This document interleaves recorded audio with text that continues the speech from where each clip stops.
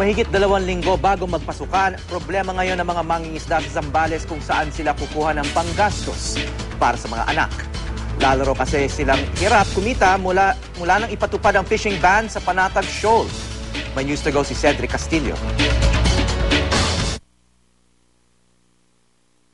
Inaalat na raw ngayon ang mangingisdang si Mang Manolito. Mahina raw kasi ang kita dahil apektado raw siya ng 1 nautical mile radius na fishing ban sa Panatag o Scarborough Shoal ng Bureau of Fisheries and Aquatic Resources. Bago ang tensyon sa Panatag Shoal, mahina na raw ang 5 araw na pamamalagi sa laot para kumita ng 5,000 piso. Pero ngayon, pinoproblema pa rin niya ang pang-tuition ng kanyang 3 anak. Mayroong mahuli yun kung hindi kami pinauwi sa Coast Guard. Pinauwi kami kasi noong 15 na, hindi na kami nakabalik. Ayaw na mapapayag yung may-ari, pabalikin yung bangka doon.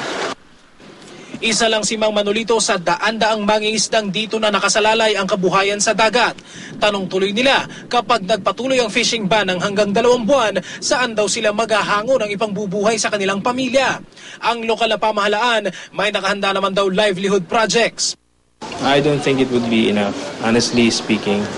So, ako, I'll be honest na hindi po enough yun. Kasi alam niyo yung kinikita nila dyan sa pangingisda, hindi po matatapatan yan ng aming mga maliliit na livelihood programs lang. Batid naman daw kasi nilang kulang ang kikitain ng mga mangingisda kung aasa lang sa mga payaw na ikinabit malapit sa pangpang para makapangisda. Mula rito sa Masinloc, Zambales, Cedric Castillo, GMA News.